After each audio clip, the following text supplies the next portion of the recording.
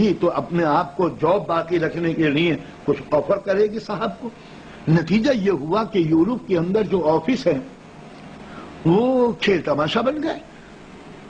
Work رک گیا، چائے کافی کی باتیں ہونے لگیں، عشق اور محبت کی داستانیں دہرانے جانے لگیں، آفس کی فضا رنگین ہو گئی. نتیجہ یہ ہوا کہ بزنس فیل ہو گیا. اب یورپ والے بھاگ رہے ہیں پھر انڈیا کی طرف کہ ادھر آ جاؤ. ہم سمجھ رہے ہیں کہ واہ واہ واہ ہمارا ڈیولپمنٹ ہو رہا ہے. بھائیوں 200 سال پہلے ایک ایسٹ انڈیا کمپنی آئی تھی تو ہم 200 سال غلام بنے. اب نہ جانے کتنی ہزار کمپنیاں انڈیا میں آ گئی ہیں. کیلکولیشن کر لو کہ اب جو غلامی ہوگی وہ لوہے کی زنجیریں نہیں ہوں گی، ڈالر کی زنجیریں ہوں گی. اس طریقے سے جئیں گے کہ ہم کو مرنے کا یقین بھی نہیں ہوگا کہ کبھی موت ہمیں آ سکتی ہے.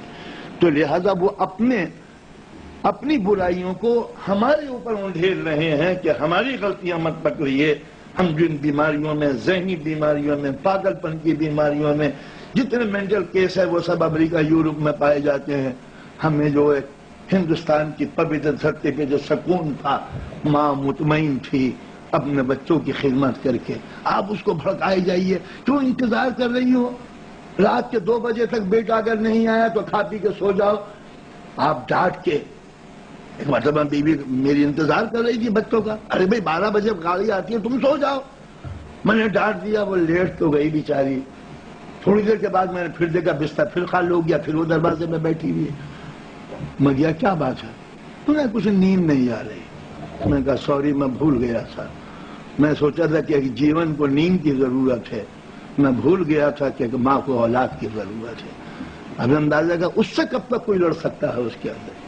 تو لہذا عورت کو ذہنی سکون جب ملے گا جب اس کی گود میں بچہ ہوگا. آپ اس کو اپنے اکنامیکل کنڈیشن دکھا کے بچہ چھین لیجئے تو پیرنٹل انسٹنکٹ کہاں جائے گی؟ اندر کی بھاونائیں کہاں جائیں گی؟ اندر کا جو پیار ہے وہ کہاں جائے گا؟ تو یورپ نے عورت کو عقل مند بنا کے ایک نئے قسم کی چیز بنا دی، مرد بنا دیا اسے، بن گیا مرد. لیکن اندر تو آپ نے سمجھا کہ عورت کو چینج کر دیا ہم نے. تو نیچر تو کبھی شکست اور ڈیفیٹ مانتا نہیں ہے. کبھی آج تک مانا نیچر نے ڈیفیٹ؟ کوئی سوال پیدا نہیں ہوتا. نیچر کی کبھی شکست نہیں ہوتی. ہر دور میں نیچر کے مقابلے میں انسان کی شکست ہوتی ہے.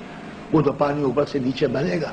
آپ 1000 اس بوندوں کو اوپر لے جائیں تو ٹلو پمپ لگا کے اوپر پہنچا تو دیں گے، مگر کل کو جب زیادہ یہ ٹلو پمپ کا پریوگ ہوگا، یہ جل جائے گا تو پھر پانی اوپر نیچے آئے گا. تو اسی طریقے سے ماں سے آپ نے بچے تو لے لیے مگر پیرنٹل انسٹنکٹ کیسے لیجیے گا؟ اب یہ نہیں پالے گی، بچے نہیں پالے گی، بالکل نہیں پالے گی. یہ بھی لوگ مردوں کی طرح بولے گی I don't bother all these things, I don't like all these children. وہ سب کچھ کہے گی.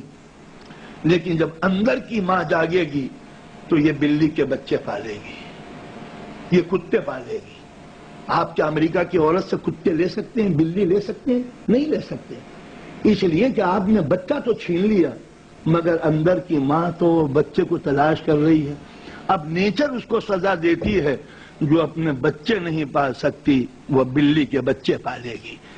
اب ول لکھتی ہے عورت وہاں کہ میری ساری پراپرٹی میری مس بیاؤں کو دے دینا یا ڈاکٹر ڈاگ کو دے دینا.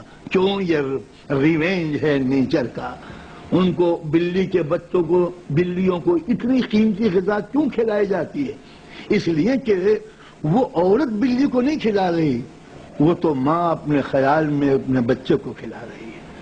یہ بلیوں کی خوراک اگر بھوکے دنیا پہ انڈیل دی جائے تو صومالیہ کے بھوکے زندہ ہو جائیں، بنگلہ دیش کے غریبوں کا پیٹ بھر جائے.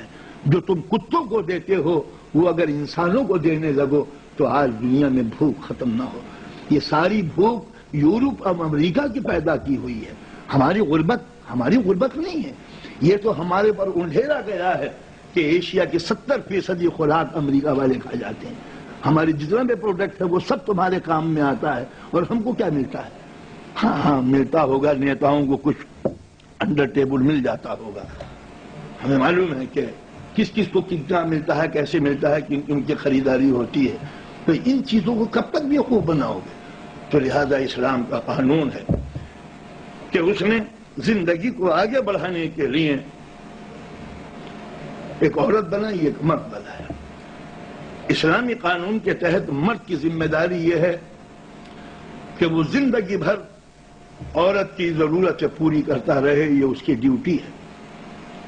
دوسری طرف اسلام نے عورت سے ریکویسٹ کی، یہ تھکا ہوا آتا ہے، اس کا ہاتھ بٹا دیا کرو تو کچھ دن زندہ رہے گا۔ اس طرح کوآپریشن سے اس کے دل میں جگہ ہوگی، وہ جانتا ہے کہ روٹی بنانا، کھانا بنانا، صفائی کرنا، کپڑوں کا دھونا، گھر کا صاف کرنا عورت کی ڈیوٹی نہیں ہے۔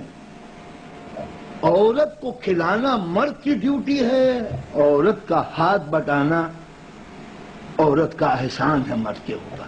اسلامی قانون کے تحت عورت جو کرتی ہے وہ احسان ہے، اور مرد جو کرتا ہے یہ اس کے اوپر فریضہ ہے، ڈیوٹی ہے، کمپلسری ہے۔